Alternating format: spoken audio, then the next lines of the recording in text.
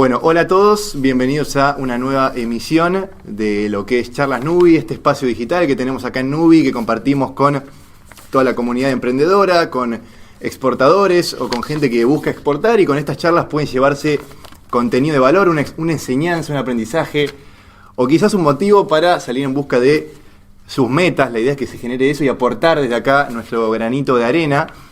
Hoy tenemos una charla distinta, inaugural, podemos decirlo, un tema que está bueno poner sobre la mesa, que es inclusión financiera, nada menos.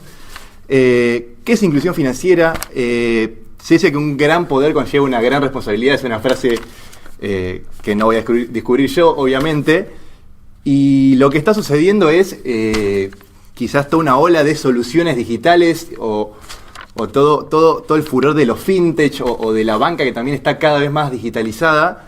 La realidad es que cualquier persona puede acceder muy sencillamente a servicios financieros. ¿Qué rol ocupa la inclusión financiera en esto? La importancia de educar financieramente. ¿Cuál es la responsabilidad de las fintech, de las empresas? Un poco de eso vamos a hablar, que es muy importante ponerlo sobre la mesa, como decía. Y estamos con Ignacio Carballo. Ignacio es economista, es profesor docente de la UCA, dicta un curso de fintech y banca digital. Es un gran referente, si no el gran referente quizás, de lo que es inclusión financiera. Así que, qué manera de arrancar con esta temática. ¿Cómo estás, Ignacio? Muy bien, muchas gracias por la invitación. Gracias a vos por estar.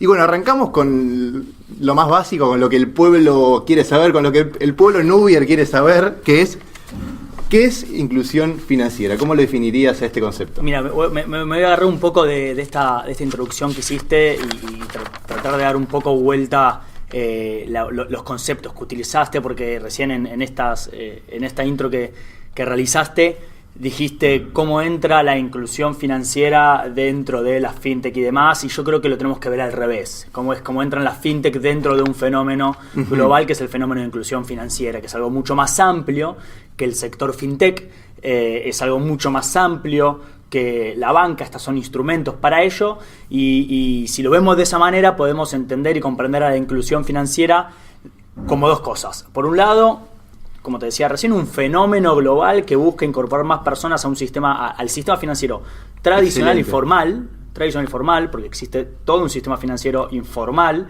Exacto. De una manera tal que le permita suavizar su consumo, suavizar sus patrones, si se quiere, también de gastos, y de esa manera generar un impacto en el bienestar, de manera tal que la inclusión financiera sea una herramienta más para la inclusión social y, a lo largo del tiempo, el desarrollo económico. Cuando yo te digo esto es un fenómeno global, es algo relativamente reciente, porque nace con nombre y apellido después de la crisis internacional del 2008, cuando el establishment financiero internacional, se quiere, empieza a replantearse cuál es el impacto en las economías de acuerdo a los distintos niveles de inclusión. Porque antes se hablaba más de profundidad financiera, que es esto, créditos privados sobre PBI. Entonces, cuando se abre ese debate, o se reabre ese debate, se empieza a hablar no solamente de créditos, se empieza a hablar de pagos, se empieza a hablar de transferencias, se empieza a hablar de seguros, que anteriormente, si quiere, estaban más relegados en términos comparativos de la pata financiera. Y bueno, en años recientes empieza a aparecer la inclusión financiera digital, obviamente, como una oportunidad para generar, entonces a través de las fintechs, una oportunidad de generar inclusión financiera a través de herramientas digitales. Perfecto. ¿Y en qué estadio estamos, quizás hablando del país, en lo que es inclusión financiera? ¿Falta información? ¿Cuáles son los debes, los desafíos? Primero, en términos globales, es algo que tampoco se sabe hace mucho. Recién en el año 2011 el mundo pudo cuantificar con herramientas robustas los excluidos y las excluidas del sistema financiero tradicional y caracterizarlos, cuantificar y caracterizarlos. 2.500 millones de personas en el año 2011, 2.000 excluidos y excluidas en el año 2014, y en el último relevamiento del 2017, son estudios trianuales, 1.700 millones de personas. En Argentina, cuando se hacen esos estudios, que se llaman estudios de demanda, encontramos que el 49% de la población afirma no tener un producto financiero. Pero como son estudios de demanda, esto se hace con encuestas representativas, se habla de percepción. Al final del día, cuando hablamos de inclusión, hablamos también de percepción. ¿Qué quiere decir esto? Que aunque nosotros veamos en la base de Coelsa, en los datos del Banco Central, que más del 80% de los Cuito Quills en Argentina están vinculados a un producto financiero, cuando vos le preguntas a la población, 1 de cada 2 te dice, sí, yo tengo, pero toda la otra mitad, ¿qué pasa? Claro. O no tiene, o tiene, pero no se siente propietario del mismo. Exacto. Argentina es un país que particularmente en estos 3 relevamientos, en los primeros 2, 2011-2014, es el país que más incluyó a las personas de los deciles de menores recursos. El 40% más pobre de la población, el ratio de inclusión, el 40% más pobre de la población, es el que más creció de toda América Latina. Buen dato. Es un muy buen dato, pero también nos explica un poco esta brecha que te estoy mencionando. ¿Por qué? Porque en este periodo se empezó a gestar toda la digitalización de pensiones, asignaciones, jubilaciones, y ahí entra esta pata que decía recién, que es información.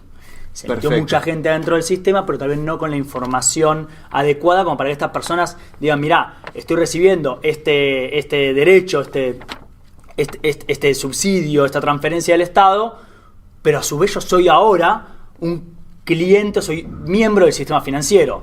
En ese gap de información, esa mala información, hace que aparezca esta brecha entre el 80% que sí tiene acceso, está dentro del sistema financiero por su quit, pero al final del día, 1 de cada 2 se siente parte, entonces no hace uso. ¿Y qué rol vienen a ocupar las fintech? Que decías que las fintech vienen a justamente a insertarse en esto de la inclusión financiera. Tienen una gran responsabilidad.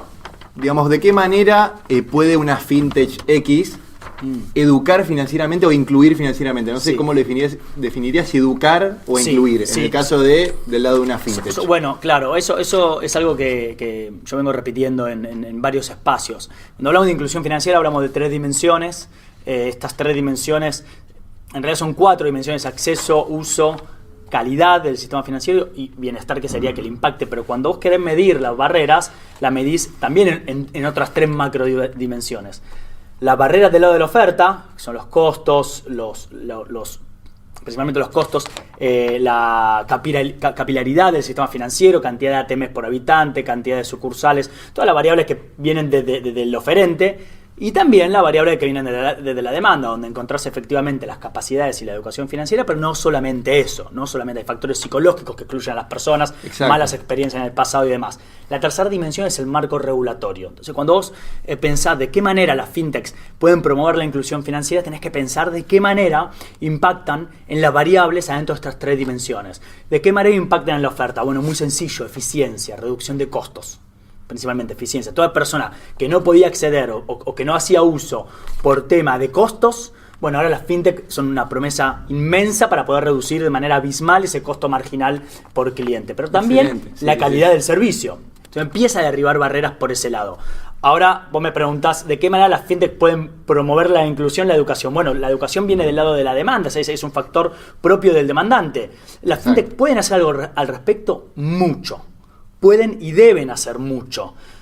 Es responsabilidad de la empresa fomentar e informar y educar a sus clientes. Cuando surgen casos de sobreendeudamiento, cuando surgen casos de críticas en defensa del consumidor, de denuncias, por una mala información, y generalmente se suele culpar al cliente, bueno, pero vos tomaste el producto, no leíste la letra chica que estaba en la 19ª hoja, y no, la verdad que si me lo pones en la 19ª hoja, en una letra Arial 2, la responsabilidad recae en la empresa. Entonces, las empresas pueden hacer mucho. La tecnología trae desafíos para la educación financiera, porque ya no es solamente educación financiera, es educación digital. También, ya no es solamente comprender lo que es una tasa de interés compuesta. Digamos, es todo parte de un fenómeno digital que afecta al mundo. Absolutamente. Y las finanzas es una pata nada más. Absolutamente. Es una transformación digital que está sucediendo. Pero algo muy interesante que a mí me gusta destacar es que como despierta nuevos desafíos la tecnología, hagamos de nuevo en este mapa, en estas 3 dimensiones, hagamos suma en la parte de educación financiera, también es la tecnología la que despierta nuevas oportunidades. O sea, despierta un desafío porque ahora la educación tiene que ser más relevante, porque puedes sacar un crédito moviendo el dedo gordo desde tu cama, si querés. Totalmente. Pero también, con muy poco costo, puedes armar programas de educación financiera digital. Y esos programas de educación financiera digital te pueden brindar un montón de datos sobre tus clientes para que vos sepas dónde están fallando y diseñar tu producto a medida. Algo que antes, cuando los servicios financieros eran presenciales, olvídate, vos no tenías a los cajeros en la línea de atención al cliente tomando datos, esta persona me parece que no entiende muy bien esta parte. Vos ahora lo traqueas, todo lo ves, y eso te abre puertas a oportunidades que muchas fintechs a lo largo del planeta están utilizando muy bien. Perfecto. Para educar. Sí, justamente sobre lo último que hacías hincapié, hoy en día es muy fácil, o sea, tener acceso a un servicio financiero que en realidad son múltiples, pero basta con tener un celular y mover el dedo, como decías vos. Esto quizá, o sea, todos tienen acceso a este tipo de servicios, gente menor de edad también, o gente quizá joven todavía, tiene acceso a servicios financieros. Esto es una gran oportunidad para todos, pero ¿cuáles son los riesgos de esto y de qué manera se pueden combatir estos riesgos? Sí, esta es una oportunidad inmensa, porque cuando hablamos de educación en general no podemos evitar el tema, se quiere a veces sensible, de que el corto, el mediano y el largo plazo, cuando vos te vas al mediano y el largo plazo, tenés que ir a jóvenes. Esa es tu inversión de largo plazo. Entonces, jóvenes, en este caso es todo, y es tan relevante que, por ejemplo, la Alianza para la Inclusión Financiera acaba de terminar la semana pasada en Ruanda su foro global y el tema fue inclusión financiera en jóvenes. Es un arma, si se quiere, muy valiosa para fomentar la inclusión financiera y principalmente responsable. Para que te des una idea, las pruebas PISA, las pruebas educativas en jóvenes, incluyen desde el año 2015 un módulo de alfabetización financiera. Nosotros nos quedamos afuera por razones más, si se quiere, políticas en aquel relevamiento, pero los 3 referentes de América Latina salieron últimos en educación financiera en jóvenes, y quien salió primero en términos de educación financiera, alfabetización financiera en jóvenes, es China. China tiene, por ejemplo, de manera obligatoria asignaturas de finanzas, si se quiere, del hogar, finanzas personales, en sus escuelas primarias, en sus escuelas secundarias, desde los años 90. Y hoy sale primero en las pruebas PISA. ¿Qué es lo que te quiero transmitir con esto? En Argentina no podemos, en ningún lado puedes pensar esto de manera unidimensional. Hace relativamente poco, de hecho en mayo de este año, se habilitó las cuentas bancarias para jóvenes sin autorización. Ya en el año 2017 existían, pero era con autorización de los padres. Entonces vos me preguntás, ¿cuáles son los desafíos al respecto de esto? Yo te digo, ataca la oferta y ataca la demanda, ¿sí? Educá en escuelas secundarias, lo vamos a tener que hacer por la ley de financiamiento productivo, que aparte fui yo quien escribió ese articulado, así que eso está impuesto a través de la Estrategia Nacional de Inclusión Financiera. Se tiene que incorporar asignaturas de educación financiera en escuelas secundarias y se va a hacer más temprano que tarde, pero por otro lado también aborda la oferta, porque esto es algo multidimensional.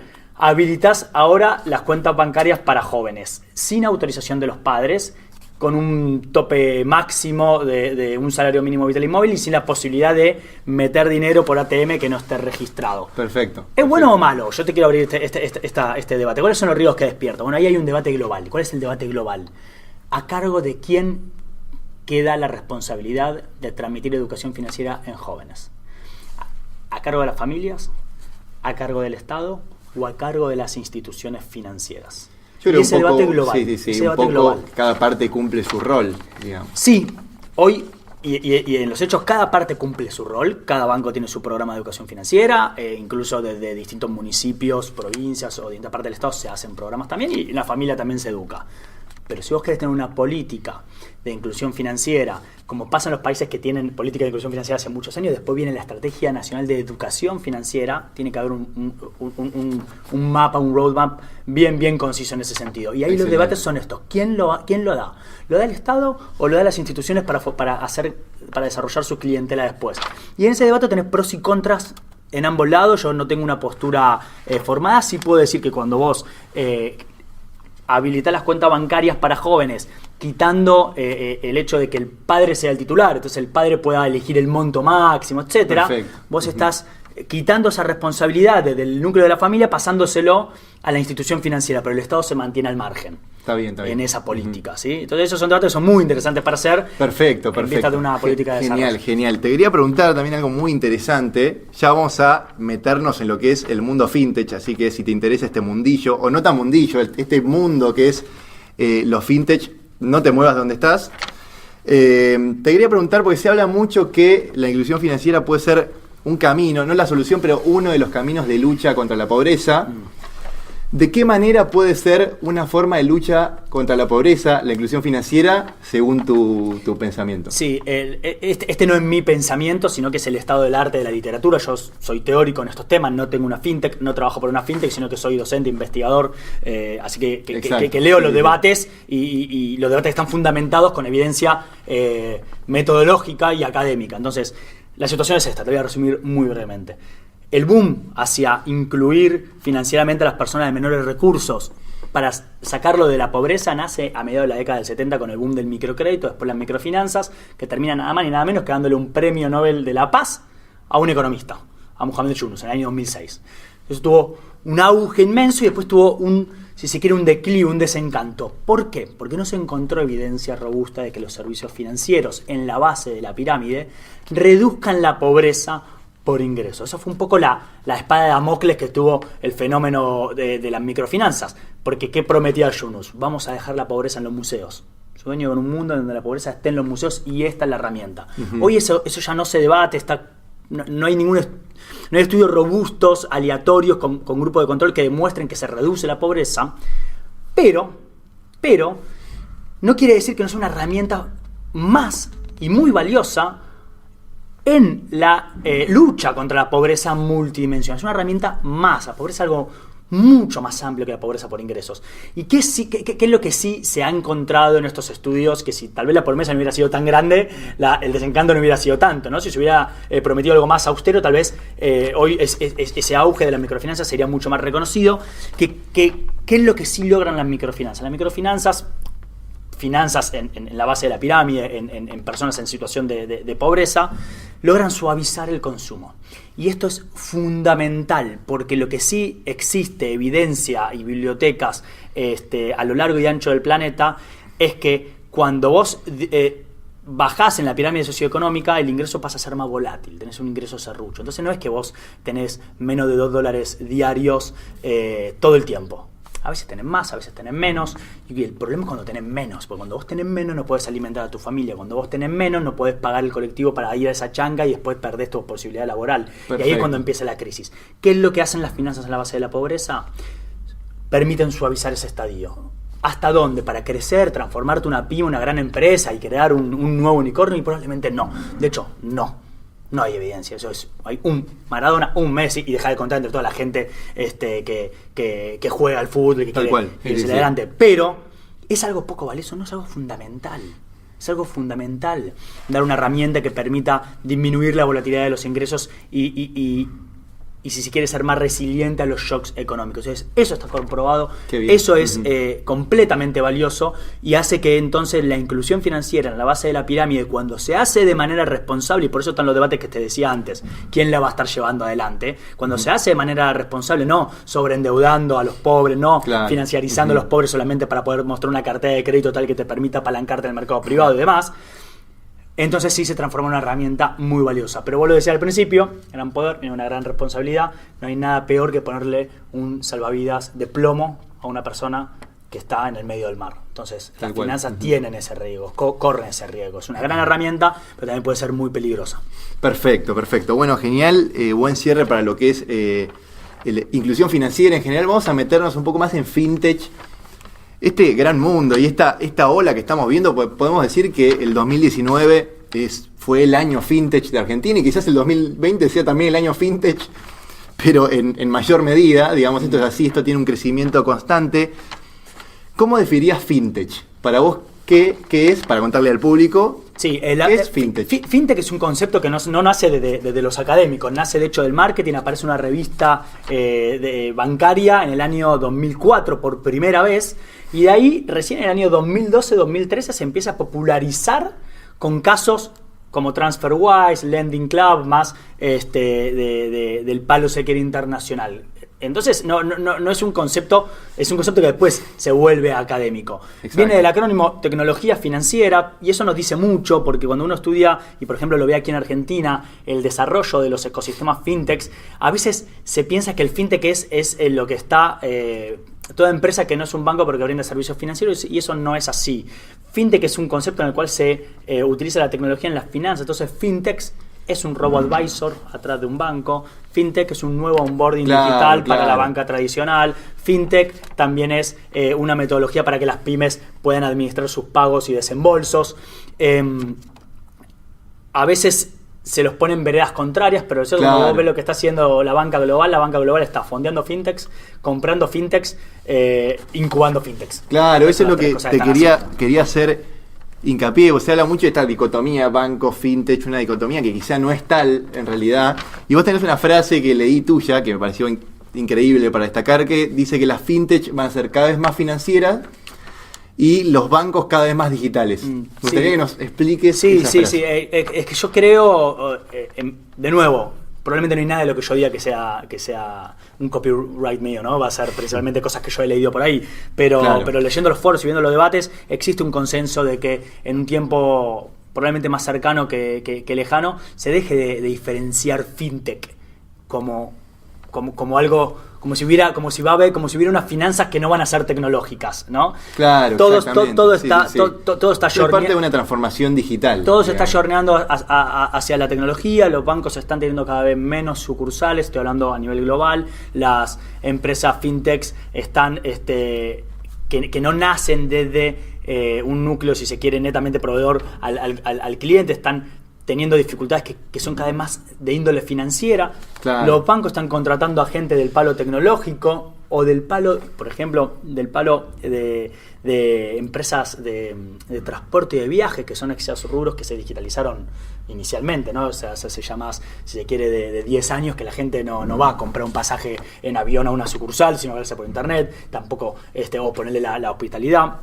Entonces, la tendencia es que todo va a ser digital. Esto no solamente en las finanzas, esto no solamente, vos lo dijiste muy bien, la transformación digital son unas vías en la cual pasa el tren de las finanzas, pasa el tren del transporte, fíjate Uber, pasa el tren de la música con Spotify, pasa el tren del contenido audiovisual, fíjate Instagram, pasa el tren de la hospitalidad, fíjate Airbnb, ¿no? Totalmente. Entonces, es lo que está pasando en el mundo. Es lo que está pasando en el mundo y bueno, nosotros, si se quiere aquí en Argentina, vos decís, este es el año FinTech, falta para que termine este año, que está pareciendo que son muchos años en uno. Vamos a ver cómo termina, pero efectivamente, mira, en noviembre del año pasado, cuando se publicó por parte del BID y Accenture este informe, este mapa, radiografía del sector FinTech local, se había crecido en 2018 un 110% la cantidad de empresas fintech en Argentina. 3 dígitos. 2018 fue un año malísimo para Argentina y este sector fue a contramano. Ya a partir de agosto empiezan a aparecer notas desde la Cámara Fintech Argentina de que hay más de 200 empresas, son 222, lo cual te da un ratio de crecimiento mayor al 60%. En un año que está siendo peor que el anterior. Entonces, efectivamente, es un sector que está recibiendo apoyo. Exacto, están viniendo players internacionales, grandes fondos de inversión siguen invirtiendo en empresas que se crearon en Argentina, netamente fintech, y que no pueden ni siquiera diversificar en otros países de la región. Exacto, entonces, todo eso muestra que hay una tendencia justamente que va más allá de la macro, y ojalá que se desarrolle de esa manera, ojalá que, y esto te lo digo más como economista que como especialista en finanzas digitales o inclusión financiera, ojalá que vamos a tener un sector que sea pujante, generador de divisas, exportador, con base tecnológica, que no dependa de la vorágine, si se quiere, que no dependa si hay una sequía o no hay una sequía, que no dependa si tenemos un contexto, un boom de consumo local o no. Realmente creo que hay una oportunidad inmensa de generar un sector que sea fundamental para el desarrollo argentino y que no corra con las consecuencias que tienen otras áreas de la Argentina, como hoy, por ejemplo, todavía seguimos apostando a vaca muerta, ¿no? Y vos decís, bueno, por ahí todavía se pregunta o sea, no están en los debates, qué va a pasar si vaca muerta explota, ¿no? Tipo, ¿qué modelo económico vamos a tener? No se debate eso y tiene un montón de contras y evidencia en el mundo sobre cuando aparece un recurso natural tan poderoso. Perfecto. Ojalá que las fintech sean esto, y la verdad que Argentina tiene ventajas comparativas en ese sentido. Tiene un capital humano que se destaca a nivel global, tiene una población que adopta más tempranamente que los vecinos de la región las nuevas tecnologías, los smartphones, y tiene una penetración de smartphone mucho más alta que la media de América Latina, lo cual lo hace claramente muy atractiva. Perfecto, genial. Es importante destacar todo lo que está sucediendo con las fintech y bueno, el rol que tienen en esto de la inclusión, la educación financiera, que ya quedó como todo englobado, me parece, con un moño en esta charla. Te quería hacer una una última pregunta que es sorpresa, es característica de Charlas Nubi. Nos vamos a algo más filosófico, si se quiere, que es ¿para qué viniste al mundo? ¿Para qué vine al mundo? ¿Para qué viniste vos al mundo? Desde lo personal. Esto me encanta. O sea, que me hicieron algo parecido en una entrevista anterior. Me preguntaban cuál es tu sabor favorito de helado. Dije crema del cielo sin pensarlo y después recibí un poco de bullying. ¿Para qué vine al mundo? Mira, yo creo que uno se va redescubriendo para qué vino al mundo uno, ¿no? Si vos me pones a mí hace 5 años atrás y al de hace 5 con el de hace 5 y así, y nos pones a todos en una sala, probablemente nos matemos a palos de las contradicciones que tuvimos y demás. Hoy estoy completamente enfocado a aportar mi granito de arena en crear unas finanzas más justas. Yo creo realmente que las finanzas son el problema de la desigualdad, y también la solución. Que ir en contra de eso es como tratar de ponerle un dique a un caudal de río que no vas a poder detener. Entonces, lo que a mí me deja apoyar la cabeza, se quiere en la almohada, diciendo, bueno, estoy haciendo con mi profesión algo que tiene un aporte a la sociedad, es sentir que puedo poner un ladrillito, 2, 3 para mover el causal. Y ojalá eso haga que venga más gente atrás y ponga más ladrillos, tal vez entre todos podamos tener unas finanzas que no concentren, unas finanzas que incluyan, unas finanzas que no le den a los que ya tienen, sino que le den a los que más necesitan, unas finanzas que no... yo escuchaba esto recién, vengo de un evento en Córdoba la semana pasada, que no te den el paraguas cuando hay sol y te lo saquen cuando hay lluvia. Todo eso realmente es algo que creo que amerita que en la academia se tome con más seriedad, y no hay un desarrollo académico en Argentina de estos tópicos, no hay somos muy poquitos los investigadores que estamos tratando estos temas. Entonces hoy te digo que mi objetivo es fomentar esa parte de lo académico por un ladrillito. Capaz que en 5 años... Todo puede cambiar, ¿no? Bueno, genial. Te agradecemos mucho, Ignacio, por compartir con nosotros este espacio. Lo último, si vos querés comentarle a la gente en dónde te pueden seguir, o algo que vos quieras comentar, en dónde te puede seguir la gente. Sí, yo estoy en Twitter, en @IE_Carballo, de Ignacio Esteban Carballo, y después, bueno, también en LinkedIn. Recuerden que tenemos un posgrado en inclusión financiera que creamos hace 3 años en la Universidad Católica, y el programa FinTech y Digital Banking en la Escuela de Negocios, un programa que hasta donde vengo sondeando es el más vendido de Argentina por ahora, con docentes locales y docentes internacionales, que está yendo muy bien, y ojalá que se pueda transformar en una oferta estable para Argentina y para la TAM, porque es un programa online sincrónico. Perfecto. Eso está muy bueno. Qué bueno. Nos permite tenemos docentes de Estonia, de México, de Colombia, de Brasil, de Ámsterdam. Es una cosa muy interesante. Así que bueno, lo que necesiten tanto ustedes como cualquier persona de la audiencia, escríbame, estoy hiperconectado y a disposición. Excelente, bueno que la gente lo sepa, y hemos llegado al final ya de esta edición de Charlas Nubi. Nos pueden seguir en redes sociales, somos Nubi OK en las redes sociales. También pueden dejarnos en los comentarios temáticas o invitados que a ustedes les guste, compartir este espacio para futuras ediciones. Y bueno, hemos llegado al final. Gracias por estar y será hasta la próxima.